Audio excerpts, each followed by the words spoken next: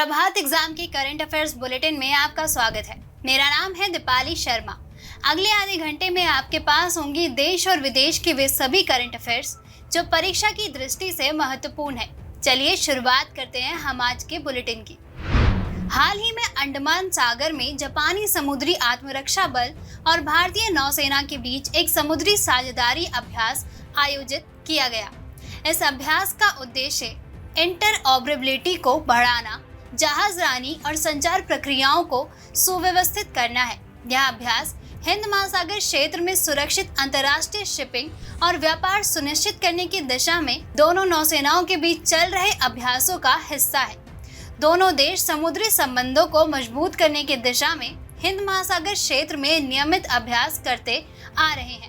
America के Eugene में भारत के स्टार भाला फेंक एथलीट नीरज चोपड़ा ने विश्व एथलेटिक चैंपियनशिप में पुरुषों की भाला फेंक स्पर्धा का रजत पदक जीतकर इतिहास रच दिया। नीरज ने 24 जुलाई 2022 को अमेरिका में आयोजित प्रतियोगिता के फाइनल में 88.13 मीटर दूरी के साथ दूसरे स्थान प्राप्त किया। ग्रेनाडा के एंडरसन ने 90.54 मीटर के साथ स्वर्ण पदक जीता, जबकि चेक गणराज्य के युकाबो को कांस्य पदक मिला। आपको बता दें, नीरज चोपड़ा विश्व एथलेटिक चैंपियनशिप में रजत पदक जीतने वाले पहले भारतीय हैं। विश्व एथलेटिक चैंपियनशिप में भारत ने 19 वर्ष बाद दूसरी बार पदक जीता है। इससे पहले महिलाओं की लंबी कूद में अंजू बॉबी जॉर्ज ने वर्ष 2003 में कांस्य पदक जीता था। 25 जुलाई 2022 को समाज सेवी हरमोहन सिंह यादव की 10वीं पुण्यतिथि मनाई गई। हरमोहन सिंह यादव ने किसानों, पिछड़े वर्गों और समाज के अन्य वंचित वर्गों के हित के लिए जीवन भर प्रयास किया। वे लंबे समय तक राजनीति में भी सक्रिय रहे। उन्होंने विधान परिषद सदस्य, विधायक, राज्यसभा सदस्य और अखिल भारतीय यादव महासभा के अध्यक्ष के रूप में काम किया।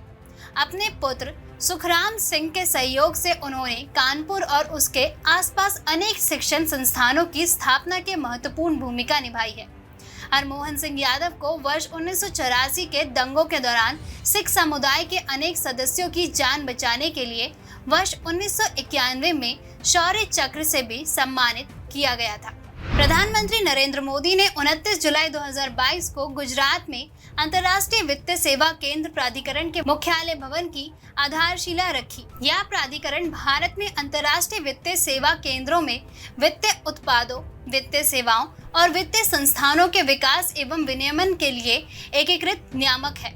इस प्राधिकरण के मुख्यालय भवन को एक प्रतिष्ठित संरचना के रूप में परिकल्पित किया गया है, जो एक प्रमुख अंतर्राष्ट्रीय वित्तीय केंद्र के रूप में गुजरात इंटरनेशनल फाइनेंस टेक की बढ़ती प्रतिष्ठा और संरचना को दर्शाता है। इस दौरान प्रधानमंत्री ने गुजरात इंटरनेशनल फाइनेंस टेक अंतर्राष्ट्रीय वित्तीय सेवा केंद्र में भारत के पहले अंतर्राष्ट्रीय बुलियन एक्सचेंज यानी भारत इंटरनेशनल बुलियन का भी शुभारंभ किया। हाल ही में आंध्र प्रदेश सरकार ने विशाखापट्टनम जिले के पद्मनाभन मंडल में पायलट आधार पर फैमिली डॉक्टर प्रोजेक्ट लागू करने का निर्णय लिया है। इस परियोजना का उद्देश्य ग्रामीण आबादी के बीच स्वास्थ्य सेवाओं में सुधार लाना है। यह परियोजना 15 अगस्त 2022 में लागू होगी। फैमिली डॉक्टर प्रोजेक्ट के अंतर्गत वार्ड और ग्राम सचिवालय में लोगों के स्वास्थ्य की देखभाल हेतु प्राथमिक स्वास्थ्य केंद्र यानी PHC के एक डॉक्टर को उपलब्ध कराया जाएगा। डॉक्टर उन रोगियों के पास जाएंगे जो गंभीर रूप से बीमार है और जिन्हें प्रसव पूर्व एक प्रसवोत्तर देखभाल की आवश्यकता है। हालांकि इससे पहले ANM आशा कार्यकर्ताओं और मिड लेवल हेल्थ प्रोवाइडर घर घर जाके उन लोगों की पहचान करेंगे जिन्हें डॉक्टर की सेवाओं की आवश्यकता है। फैमिली डॉक्टर प्रोजेक्ट के लागू करने के लिए स्वास्थ्य विभाग के अधिकारियों द्वारा पहले से ही PHC में कार्यरत कर्मचारियों हेतु पद्मनाभम मंडल में आशा कार्यकर्ताओं, MLHP और ANM को प्रशिक्षित करने के लिए प्रशिक्षण कार्यक्रम आयोजित किया जा रहा है। राज्यसभा, जो संवैधानिक रूप से राज्यों की परिषद काउंसिल ऑफ स्टेट है, भारत की द्विसदस्यीय संसद का उच्च सदन है। राज्यसभा उत्पत्ति का मूल वर्ष 1918 की एक रिपोर्ट और इसके उपरांत आए भारत सरकार अधिनियम 1919 में खोजा जा सकता है। भारतीय राज्य व्यवस्था की संघीय प्रकृति पर बल देते हुए राज्यसभा एक स्वास्थ्य द्विसदनीय व्यवस्था को न केवल दूसरे विचार के एक सदन के रूप में सुनिश्चित करती है, बल्कि सुधार के एक सदन के रूप में राज्य के अधिकारों की संरक्षा भी करती है। देश में व्यापक राजनीतिक परिदृश्य को देखते हुए राज्यसभा के कार्यों का सतर्क मूल्यांकन हमारे संसदीय लोकतंत्र के मूल सिद्धांतों को प्रबल करने के लिए और भी आवश्यक हो जाता है। हाल ही में आवास और शहरी मामलों के मंत्री ने अतिक्रमणकारियों से स्वरोजगार तक विषय पर आयोजित national association of street vendors of India यानी NASVI की छठी बैठक को संबोधित किया। आपको बता दें, स्ट्रीट वेंडर्स ऐसे व्यक्ति हैं जो सामान की बिक्री के लिए एक स्थायी निर्मित संरचना के बिना जनता को बड़े पैमाने पर वस्तुओं की बिक्री की पेशकश करते हैं। स्ट्रीट वेंडर्स सामान को बेचने के लिए स्थायी रूप से फुटपाथ या अन्य सार्वजनिक निजी स्थानों पर कब्जा कर लेते हैं या अस्थायी तौर पर अपने सामान को ठेले या सर पर टोकरियों को लेकर एक स्थान से दूसरे स्थान पर जाते हैं।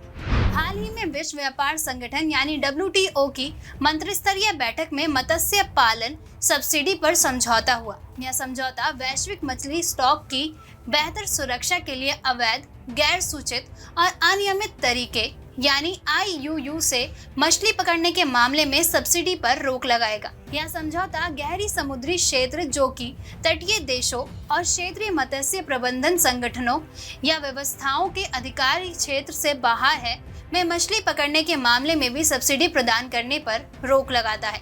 यह गैर सूचित और अनियमित तरीके से मछली पकड़ने में लगे जहाजों या ऑपरेटरों को दी जाने वाली सब्सिडी को समाप्त कर देगा। यह बड़े पैमाने पर गैर सूचित और अनियमित तरीके से मछलियां पकड़ने की जांच करेगा, जो भारत जैसे तटीय देशों को मत्स्य संसाधनों से वंचित करेगा, जिसका हमारे मछली पकड़ने वाले समुदायों की आजीविका पर महत्वपूर्ण प्रभाव पड़ेगा। भारतीय ओलंपिक संघ यानी IOA ने 36वें राष्ट्रीय खेल 2022 को संयुक्त रूप से आयोजित करने के लिए 22 जुलाई को गुजरात ओलंपिक संघ यानी GOA और गुजरात राज्य सरकार के साथ एक समझौता ज्ञापन पर हस्ताक्षर किए। 36वें राष्ट्रीय खेल का आयोजन 27 सितंबर से 10 अक्टूबर 2022 तक गुजरात में किया जाएगा, जिसमें सभी 28 राज्य और 8 केंद्र शासित प्रदेश शामिल होंगे। इसमें कुल 36 खेल शामिल हैं, जो राष्ट्रीय खेल के इतिहास में सर्वाधिक है। इस साल योगासन और मलखम्ब को खेलों की सूची में जोड़ा गया है। इस प्रकार यह भारत में स्वदेशी खेलों को बढ़ावा देगा। उद्घाटन समारोह नरेंद्र मोदी स्टेडियम में आयोजित किया जाएगा। राष्ट्रीय खेल 2022 गुजरात के 6 शहरों गांधीनगर, सूरत, अहमदाबाद, राजकोट, वडोदरा और भावनगर में आयोजित किए जाएंगे। समझौते ज्ञापन पर हस्ताक्षर के अवसर पर 36वें राष्ट्रीय खेल 2022 के लिए एक लोगो भी लॉन्च किया गया। लोगो में गुजरात के 2 स्थायी और गौरवपूर्ण प्रतीकों सरदार वल्लभ भाई पटेल की स्टैचू ऑफ यूनिटी और गिर एशियाई शेर को दर्शाया गया है। राष्ट्रीय खेल का अंतिम संस्करण वर्ष 2015 में केरल में आयोजित किया गया था। राष्ट्रीय खेलों का 2022 संस्करण 7 वर्ष के अंतराल पर आयोजित किया जाएगा। गरीबों के मसीहा और 1 रुपए वाले डॉक्टर के नाम से प्रसिद्ध पद्मश्री डॉक्टर सुशोभन बंदोपाध्याय का 26 जुलाई 2022 को कोलकाता में निधन हो गया। डॉक्टर बंदोपाध्याय पिछले कुछ महीने से किडनी की बीमारी से जूझ रहे थे। वे 84 वर्ष के थे। डॉक्टर सुशोभन पिछले 57 वर्षों से पश्चिम बंगाल के बोलपुर में 1 रुपए फीस लेकर गरीबों का इलाज करते थे। वर्ष 2020 में उन्हें पद्मश्री पुरस्कार से सम्मानित किया गया था। सबसे अधिक रोगियों का इलाज करने के लिए इसी वर्ष उनका नाम Guinness book of world record में दर्ज किया गया था। वे बोलपुर से पूर्व विधायक भी रह चुके हैं। हाल ही में झारखंड के मुख्यमंत्री ने राज्य में पर्यटन क्षेत्र को पुनः स्थापित करने के उद्देश्य से झारखंड पर्यटन नीति का शुभारंभ किया। इसका उद्देश्य झारखंड में पर्यटन क्षेत्र को नवीनीकृत कर बढ़ावा देना है।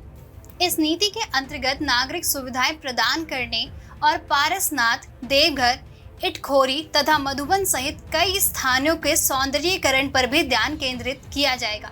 इसके अलावा नीति के तहत झारखंड में धार्मिक पर्यटन की संभावनाओं को बढ़ाने के उद्देश्य से धार्मिक पर्यटक इकाई स्थापित की जाएगी। साथ ही खाद्य उत्सव एवं अंतर्राज्यीय संस्कृत विनिमय कार्यक्रम और सम्मेलन का आयोजित किया जाएगा। इस कार्यक्रम में जीवंत व विविध संस्कृतियों का प्रदर्शन, वार्षिक साहसिक खेलों का आयोजन तथा खेलकूद प्रतियोगिताएं आयोजित की जाएंगी। हाल ही में पर्यटन मंत्रालय ने अपनी स्वदेश दर्शन योजना को स्वदेश दर्शन 2.0 यानी SD 2.0 के रूप में संशोधित किया है, जिसका उद्देश्य गंतव्यों पर स्थायी और जिम्मेदार बुनियादी ढांचा विकसित करना है। आपको बता दें, इसे वर्ष 2014 से 2015 में देश में थीम आधारित पर्यटन सर्किट के एकीकृत विकास के लिए शुरू किया गया था। इस योजना के तहत 15 विषयगत सर्किटों की पहचान की गई है। बौद्ध सर्किट, तटीय circuit, desert circuit, eco circuit, heritage circuit, Himalayan circuit, Krishna circuit, north east circuit, Ramayana circuit, ग्रामीण सर्किट, आध्यात्मिक सर्किट, सूफी सर्किट, तीर्थकर सर्किट, जनजातीय सर्किट और वन्य सर्किट। यह केंद्र द्वारा 100% वित्त पोषित है और यह केंद्र एवं राज्य सरकारों की अन्य योजनाओं के साथ अभिसरण हेतु तथा केंद्र सार्वजनिक क्षेत्र के उपक्रमों और कॉरपोरेट क्षेत्र की कॉरपोरेट सामाजिक जिम्मेदारी पहल के लिए उपलब्ध स्वैच्छिक वित्तीय पोषण का लाभ उठाने के प्रयास किए जाते हैं। इसका उद्देश्य पर्यटन को आर्थिक विकास और रोजगार सृजन के प्रमुख इंजन के रूप में स्थापित करना है। साथ ही नियोजित और प्राथमिकता के आधार पर पर्यटन क्षमता वाले सर्किट विकास करना इसके उद्देश्यों में शामिल है। हाल ही में पर्यावरण, वन और जलवायु परिवर्तन मंत्रालय ने तटीय विनियमन क्षेत्र यानी CRZ की मंजूरी के लिए MIST यानी Myanmar, Malaysia, Bharat, Singapore transit पनडुब्बी केबल प्रणाली की सिफारिश की। यह मुंबई में स्थापित होने वाला 17वां ऐसा ऑप्टिकल फाइबर केबल सिस्टम होगा जिसके वर्ष 2023 में सेवा हेतु उपलब्ध होने की उम्मीद है। आपको बता दें, MIST अंतर्राष्ट्रीय पनडुब्बी केबल संचार नेटवर्क है जो भारत को म्यांमार, थाईलैंड, मलेशिया और सिंगापुर जैसे अन्य एशियाई देशों के साथ जोड़ने के लिए समुद्र के नीचे स्थापित किया जाता है। यह चेन्नई से होते हुए मुंबई से सिंगापुर को जोड़ने वाला समुद्र के नीचे 8100 किलोमीटर लंबा transnational fibre optical cable system है। यह केबल प्रणाली मुंबई में वर्सावा बीच पर समाप्त हो जाएगी। चीता स्थल पर सबसे तेज दौड़ने वाला पशु है, जिसे वर्ष 1952 में भारत में विलुप्त घोषित कर दिया गया था। अब एक बार फिर उसे भारत में लाने की योजना पर कार्य चल रहा है, जिसके तहत मध्य प्रदेश के कूनू पालपुर राष्ट्रीय उद्यान यानी KNP में उन्हें पुनर्वसित किया जाएगा।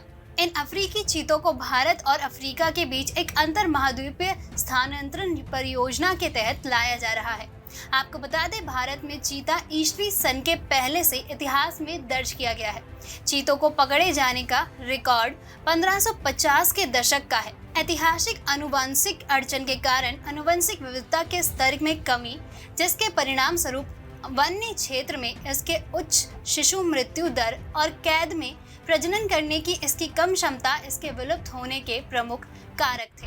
हाल ही में भारत के वित्त मंत्री ने जानकारी दी कि गैर सूचित विदेशी बैंक खातों में 8,468 करोड़ रुपए से अधिक की अघोषित आय को कर के दायरे में लाया गया है तथा 1,294 करोड़ रुपए से अधिक का जुर्माना लगाया गया है। अघोषित विदेशी आय से निपटने हेतु काला धन एवं कर अधिरोपण अधिनियम 2015 के तहत 368 मामलों के आंकलन के बाद 14,820 करोड़ रुपए की मांग की गई है। आपको बता दें, यह वह आय है जिसे निर्धारिती ने अपने आयकर रिटर्न में नहीं दिखाया है और उस पर आयकर का भुगतान नहीं किया है। इसमें पैसा, बुलियन, आभूषण या अन्य मूल्यवान वस्तु या कोई भी आय जो किसी भी आधार पर प्राप्त होती है और इसकी प्रविष्टि बही खाते या अन्य लेन देन दस्तावेज में नहीं की जाती है या जिसका आयकर के प्रयोजनों के लिए खुलासा नहीं किया गया हो, वह शामिल हो सकते हैं। हाल ही में केंद्र स्वास्थ्य मंत्रालय ने व्यवस्थित औषधि चिकित्सा उपकरण और प्रसाधन सामग्री विधेयक 2022 का मसौदा जारी किया, जो मौजूदा औषधि और प्रसाधन सामग्री अधिनियम 1940 तथा अन्य कई नियमों को प्रतिस्थापित कर देगा। यह चिकित्सा उपकरणों के लिए एक अलग विनियमन बनाने पर केंद्रित है, जो नैदानिक परीक्षण या जांच के दौरान आने वाली चोट और मृत्यु के लिए जुर्माने और कारावास का प्रावधान करता है और ई-फार्मेसियों के विनियमन का प्रयास करता है। आपको बता दें, चिकित्सा उपकरण उद्योग इंजीनियरिंग और चिकित्सा का एक अनूठा मिश्रण है। इनमें उन मशीनों का निर्माण करना शामिल है जिनका उपयोग जीवन बचाने के लिए किया जाता है। मसौदा मुख्य रूप से ई-फार्मेसी से जुड़े मुद्दों तथा वे मौजूदा नियमों का उल्लंघन कैसे करते हैं से संबंधित है।